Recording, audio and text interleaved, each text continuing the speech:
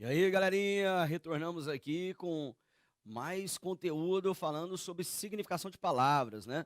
Nos dois últimos blocos nós falamos de sinonímia e demos uma boa aprofundada em vários aspectos, como, por exemplo, o conhecimento de conjunções e locuções conjuntivas, que é uma matéria ideal aí para se cobrar em provas de concurso público e tem sido cobradas, né? Como nós observamos aí nesses últimos concursos públicos realizados pelas últimas bancas, tá certo? Então vamos dar continuidade aqui ao nosso conteúdo com o processo de homonímia, exatamente, tá? O que seria então a homonímia, Prado? Então, homonímia é o processo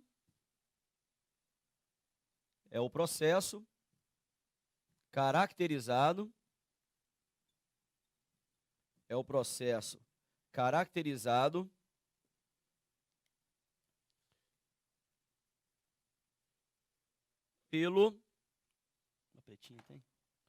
pelo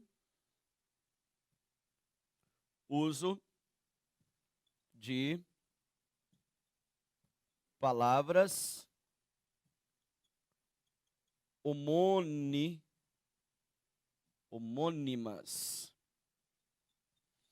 E essas palavras homônimas se dividem em três grupos. Que se dividem em três grupos. Beleza? Então vejam só.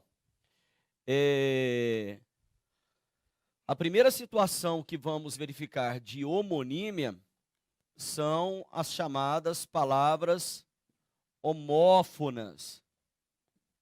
Tá? Os homófonos. Tá? O que são aí os termos homófonos? Vamos observar pela própria estruturação de palavras. Ó, homo significa aí igual. Fono refere-se ao som.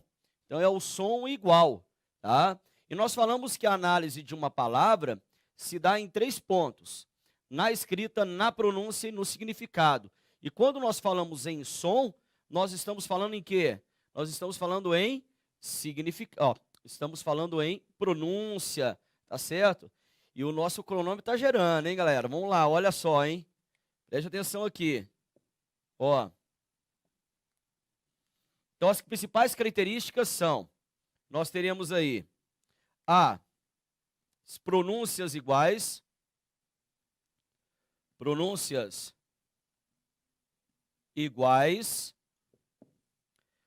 as escritas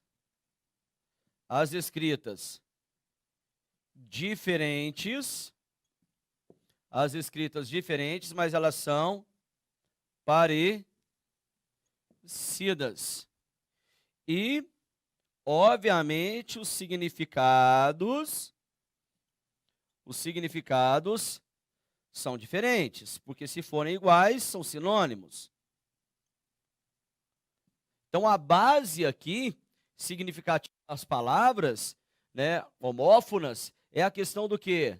É a questão do som, a questão da pronúncia, né? Então, vejam aqui, olhem só. Primeira situaçãozinha que temos. Temos aí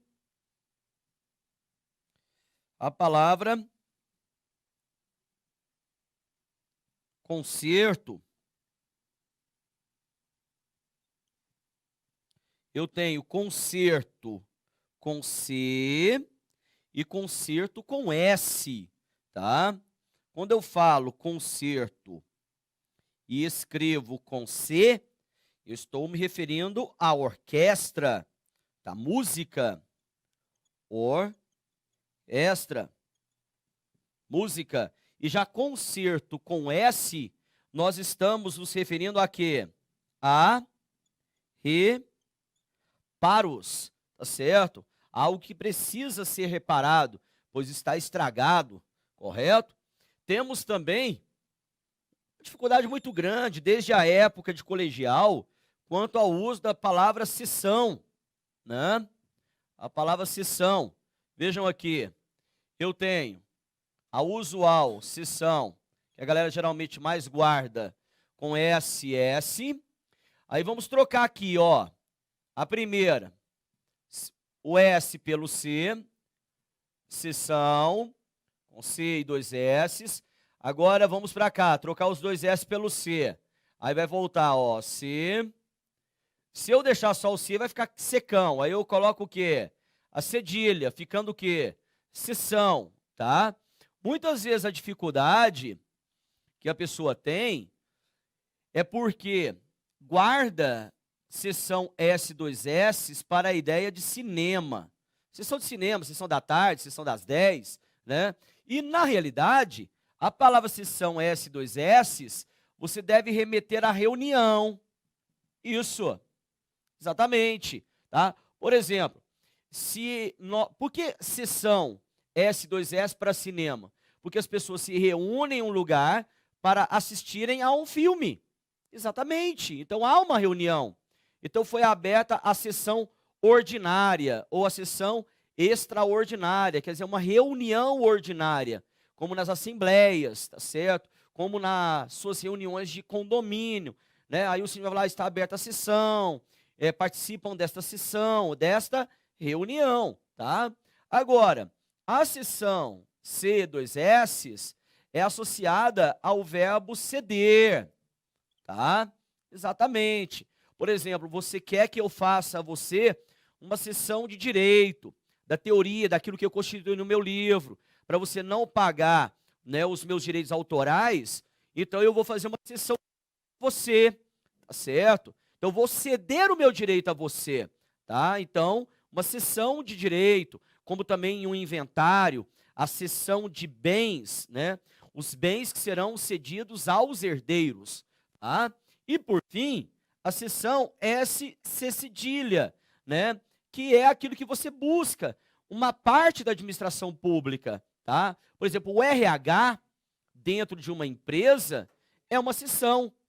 Quando você vai a um hipermercado, né? Você vai ter lá as seções, você vai ter o supermercado dividido em partes. Aí você terá a seção de laticínios, a seção de farináceos, tá certo? A seção de verduras, seção de eletrodomésticos, quando é um hipermercado, correto? Então, essa seção aqui é a parte de um ambiente, parte de um lugar. Parte de um lugar, é uma seção. Como, por exemplo, nas eleições, né? Você pega lá seu título eleitor e você verificará a sua seção eleitoral. Perdão, você verificará a sua zona eleitoral, que geralmente é uma escola, um colégio, né? Aí quando você chega a essa escola, você vai buscar lá dentro daquele ambiente a sua seção. É a parte de um ambiente, local em que você votará, tá certo? Então, recapitulando, seção S, 2 S é união, seção C, 2 S, ceder, seção S, C cedilha, a parte de um lugar. Beleza? Entendido isso? Tranquilo? Maravilha. Nós temos também, olha só, algumas coisas que é para arrepiar, né? A galera aí que não tem um bom conhecimento vocabulário pode acreditar que a palavra esteja escrita de forma errada, como, por exemplo, a palavra incerto. Incerto com C e incerto com S, correto? Você sabia disso, Márcio? Incerto com S? Então procure no seu teclado se por acaso você não tem essa palavra sem o O, ficando insert. Não tem? Isso significa o quê? Inserir. Significa inserir. Então, incerto com S é a relação para inserir. Porque assim é no inglês. Você só tira o quê? O O. Inserir. Incerto com S. E já incerto com C, nós temos a ideia de quê? De dúvida, de hipótese, né? Então aqui estão alguns exemplos dos vários que nós temos para as palavras homófonas, né? Em que a pronúncia será igual, né? A escrita ela será parecida e os significados bem diferentes, né? E daí, o segundo grupo de palavras, que serão os homógrafos. Homógrafos. Usando aqui a formação de palavras, homo, nós falamos que corresponde à ideia de quê? Igual. Grafo, corresponde à ideia de quê? A ideia de escrita. Então, nós teremos, vejam, nós temos as escritas iguais, as pronúncias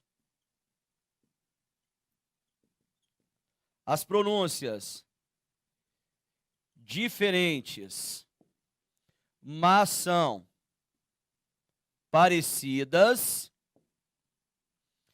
e os significados, obviamente, serão diferentes. Se os significados forem iguais, então são palavras sinônimas, tá? Então aqui, ó, característica principal são as escritas, o quê?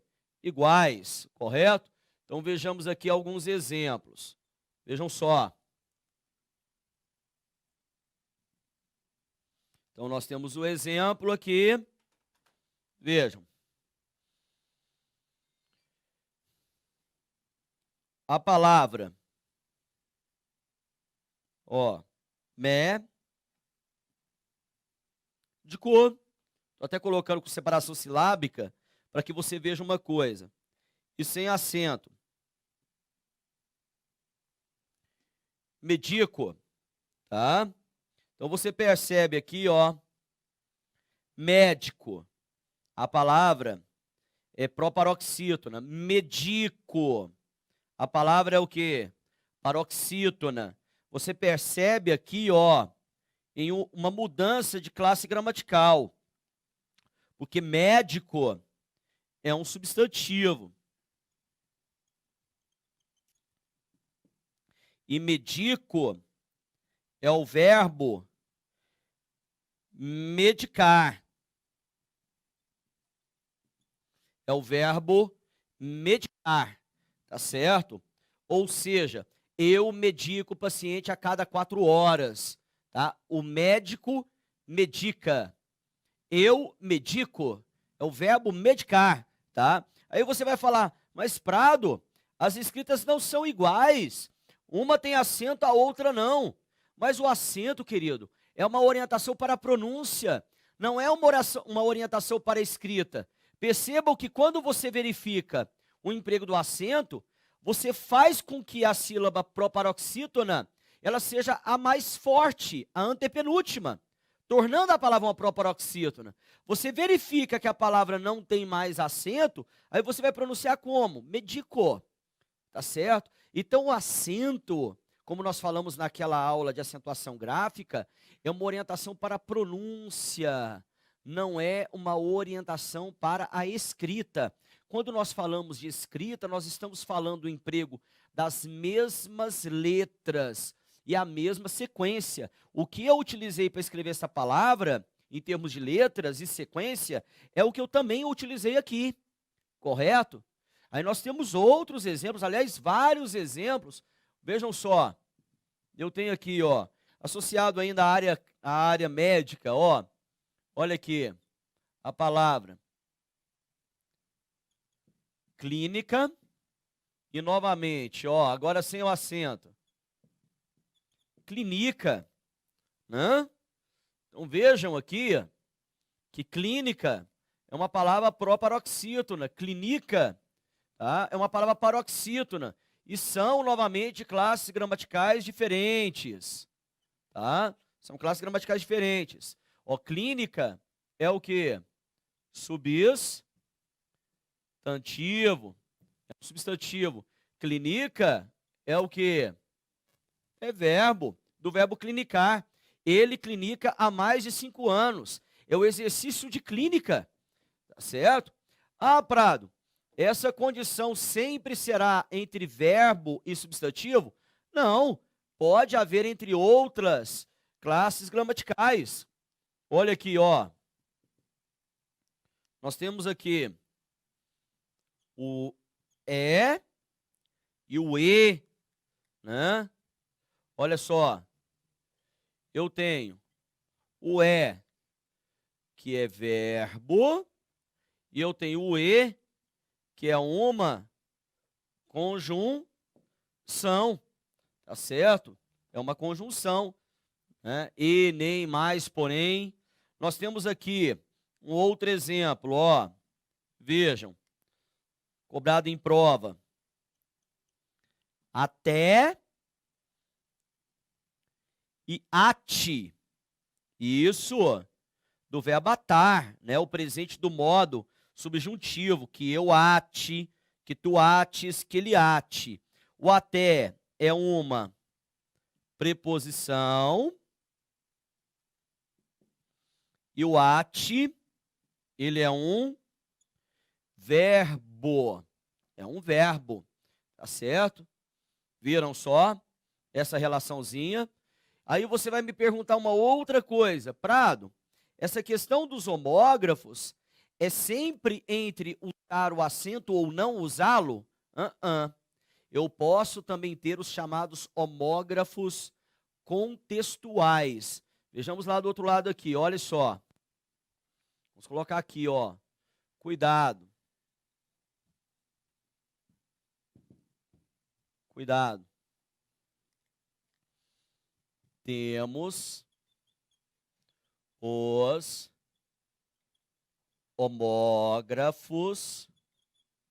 homógrafos contextuais. O que seriam então os homógrafos contextuais? São aquelas palavras que obviamente serão diferenciadas dentro do contexto, tá? Então olhem só. Olhem o exemplo aqui. Vejam.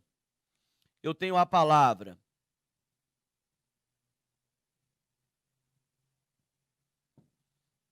você poderia colocar, lê-la como jogo, mas também poderia lê-la como jogo, né?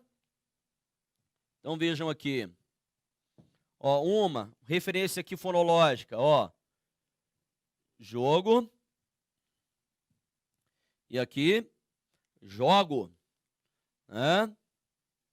Então vejam.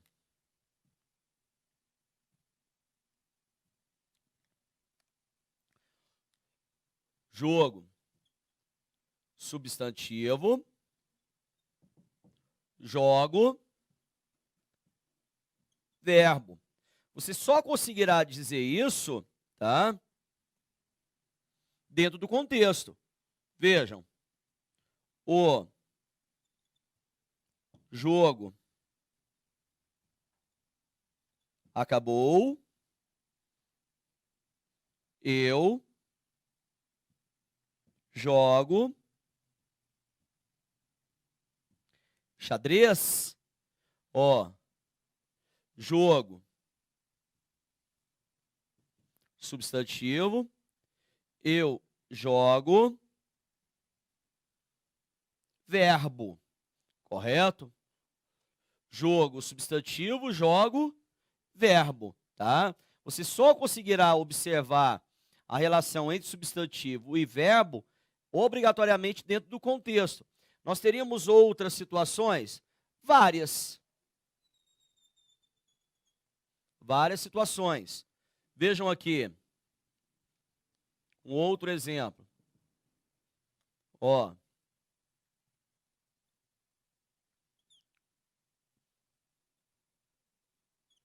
Colher e colher, né?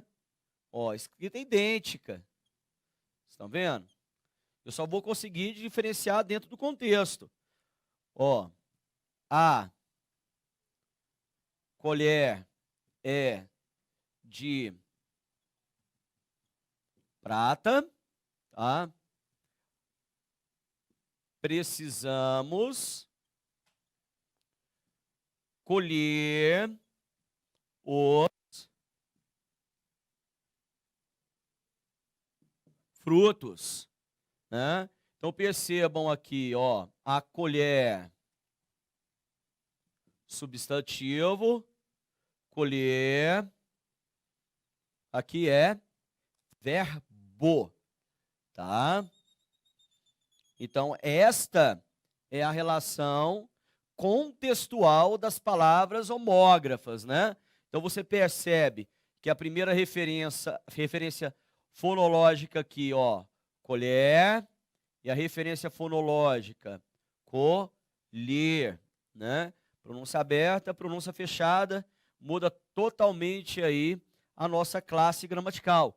E nós temos também, né, o nosso último grupo.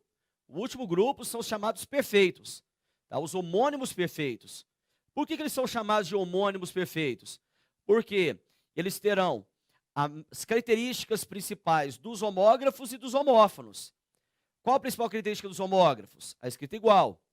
Qual é a principal característica dos homófonos? A pronúncia igual. E os significados serão obrigatoriamente o quê? Diferentes. Porque se forem iguais, aí são palavras sinônimas, né? Então vejamos aqui esse terceiro grupo. Ó, os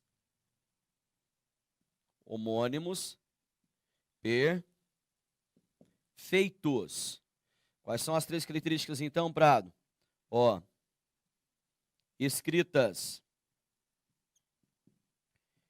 iguais, as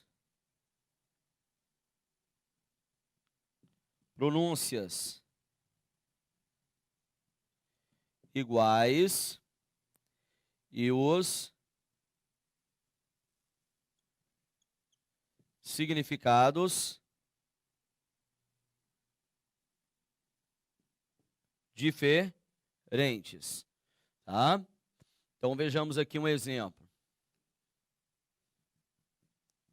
Um dos melhores que nós podemos ter aqui, até para resolver um problema de conjugação verbal. Vir e vir, tá? Eu tenho vir como infinitivo do verbo vir, infinitivo de vir, que tem como sinônimo de voltar, tá?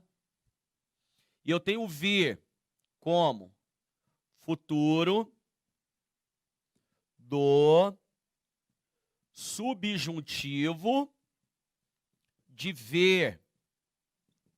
Pessoal, pelo amor de Deus, não existe quando eu ver. É quando eu vir. Quando eu vir você, vou cumprimentá-lo. Tá? Quando eu ver você, isso não existe, gente. Aliás, existe, mas é igual nós vai, nós quer, nós foi. É coloquial, tá? Eu não posso falar que não existe uma coisa que muitos falam, mas existe na forma coloquial, na forma vulgar, tá certo? O Chuchu já ficou mais alegre aqui, menos temeroso, né? Então, olha só, preste atenção aqui, ó. Quero vir a este restaurante. Quero vir a este restaurante novamente. Quero vir a este restaurante novamente. Quero vir, ó, quero voltar. Ó, quero voltar. É o verbo vir. Agora, vejam aqui. Quando eu o vir, aviso-te. Quando eu vir ele, o significa ele, tá? Então, esse vir aqui, ele corresponde ao futuro do subjuntivo do verbo ver, tá? Vejam que as escritas são iguais, as pronúncias são iguais e os significados são o quê? São diferentes, tá certo? São significados diferentes. É a mesma coisa que ocorre, por exemplo, com a palavra banco, né? Pode provocar até ambiguidade. Esqueci minha carteira no banco. Banco, agência bancária ou um banco, assento, uma cadeira? Não, dá para dizer. Porque eu tenho banco, que vem do inglês bank, tá certo? E eu tenho banco, que vem do latim, assento, cadeira. Então, o que ocorre na nossa língua é que nós temos palavras que vieram de línguas diferentes e que na nossa língua ficaram com a mesma escrita, com a mesma pronúncia e com significados diferentes, tá certo? Ocorre, por exemplo, também com a palavra manga. Eu tenho manga para camisa e manga fruta. Uma vem de uma etimologia, a outra vem de outra. Isso ocorre demais na língua portuguesa. Então nós temos que ficar bem atentos a isso. Beleza, galera? Entendido? Então, com isso, nós fechamos aqui as palavras homônimas, tá? Recapitulando, essas homônimas se dividem em 3 grupos. Quais são esses grupos? Os homófonos, principal característica, mesma pronúncia. Os homógrafos, principal característica, a mesma escrita. E os homônimos perfeitos, quais são as características? Escrita igual e pronúncia o quê? Igual. E os significados são o quê? Diferentes. Beleza? Aí, tá? Muito, né, cobrado também em prova é o processo de paronímia. Exatamente, a paronímia, que tem uma certa ligação aí com a homonímia perfeita. Vou mostrar aqui para vocês. Olhem só.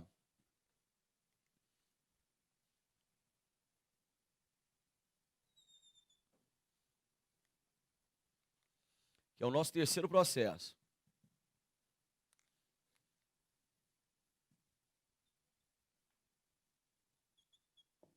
Paronímia. Processo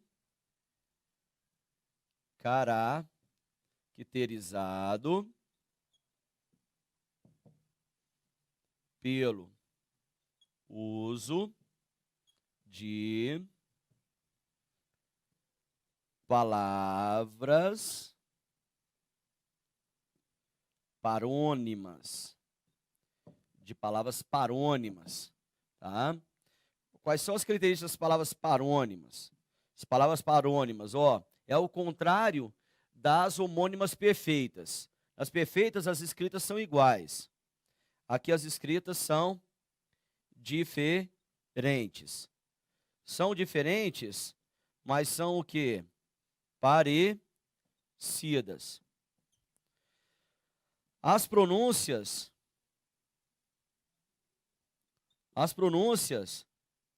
são diferentes, mas elas são parecidas. Os significados sempre diferentes. Se forem iguais, são sinônimos.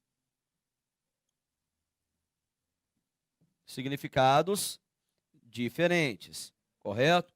Então vejamos aqui, né, um exemplozinho para nós. Olha só.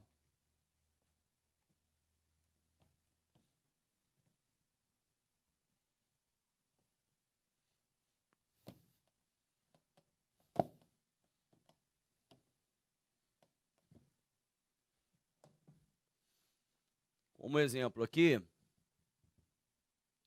nós teremos, por exemplo, a palavra imerso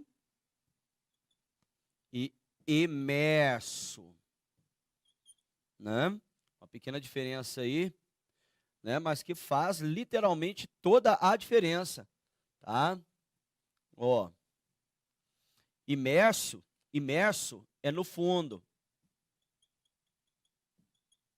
E emerso, à tona, tá boiando.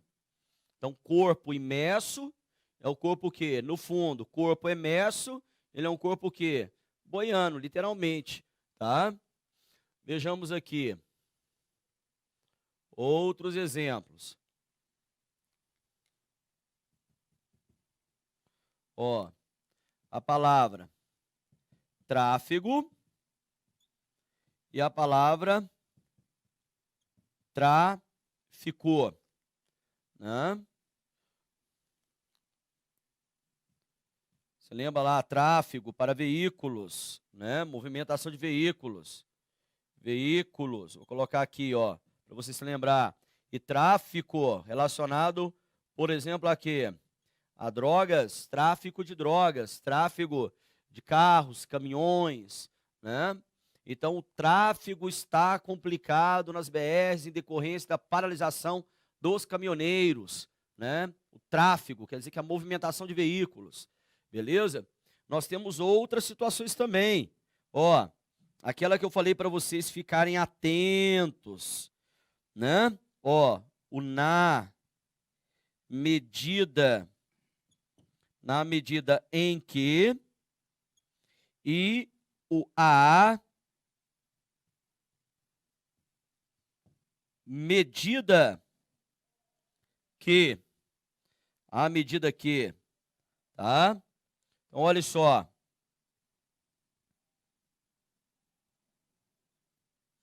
Nós temos aqui o na medida em que para a ideia de causa e a medida que para a ideia de proporção, tá certo? Para a ideia de proporção, beleza? Então, na medida em que causa, a medida que a ideia de proporção. Veja que as pronúncias são parecidas, as escritas são parecidas e os significados são diferentes. Uma outra que nós colocamos, trabalhamos ao longo da nossa aula, né, que foi o diferir e o deferir. O diferir e o deferir. O diferir é a mesma coisa que diferenciar. E já, ou adiar. E o deferir, no sentido de aceitar ou dar prosseguimento.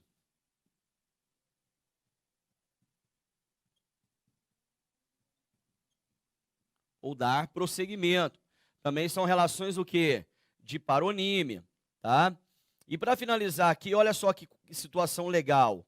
Eu tenho aqui, ó, o comprimento e o comprimento. A diferença entre o O e o U, né? Faz toda a diferença.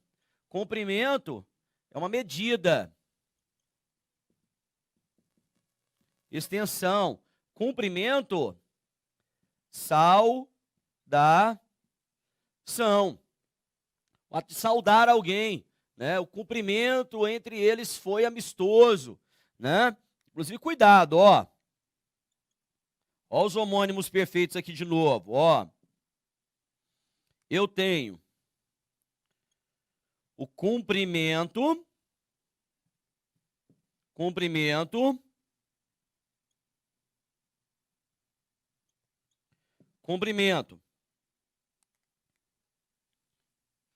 São palavras, aparentemente é a mesma com mais de um significado, mas não é não. Aqui, cumprimento, saudação, é um substantivo primitivo. Ó, substantivo primitivo. E já cumprimento aqui, ó, ato de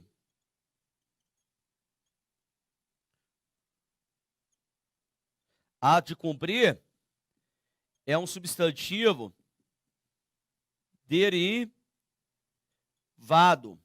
Substantivo derivado, sim. Olha só, esse cumprimento aqui, ó, ele é nada mais do que o radical cumprir, mais o sufixo mento, tá? Cumprir mais mento, cumprimento, tá certo? Atender mais mento, atendimento. Prover mais mento, provimento. Então, ó, apesar de nós termos duas palavras com a mesma escrita e mesma pronúncia, elas vêm de situações diferentes. Quando é para a ideia de saudação, é um substantivo primitivo. Quando é cumprimento, o ato de cumprir, tá? Cumprir, por exemplo, um mandado de busca, né? Então, o ato de cumprir é um substantivo que? Derivado. Porque eu tenho palavras que na sua origem têm mais de um significado. Essas palavras são chamadas de polissêmicas. Exatamente, é uma só palavra que na origem dela eu tenho mais de um significado. Isso ocorre muito com verbos. Por exemplo, o verbo assistir, no sentido de ver. Eu assisti ao filme. O verbo assistir, no sentido de dar ajuda. O médico assistiu o acidentado rapidamente, né, no sentido de dar ajuda, prestar atendimento. Eu tenho o verbo assistir no sentido de morar. Tá? Ele assistiu em Goiânia durante 10 anos. Ele morou em Goiânia. Aí eu tenho uma palavra polissêmica. É uma só palavra que na origem dela é utilizada em vários sentidos. É diferente da homonímia ou da paronímia, que é no mínimo quantas palavras? No mínimo 2 palavras, dentro das características analisadas. E com isso nós terminamos mais, tá, um processo que é a paronímia. Temos que ver mais alguns processos no próximo bloco. Beleza, galerinha? Se você tem alguma dúvida, faça aí, deixe aí sua pergunta, venha fazer essa interação conosco.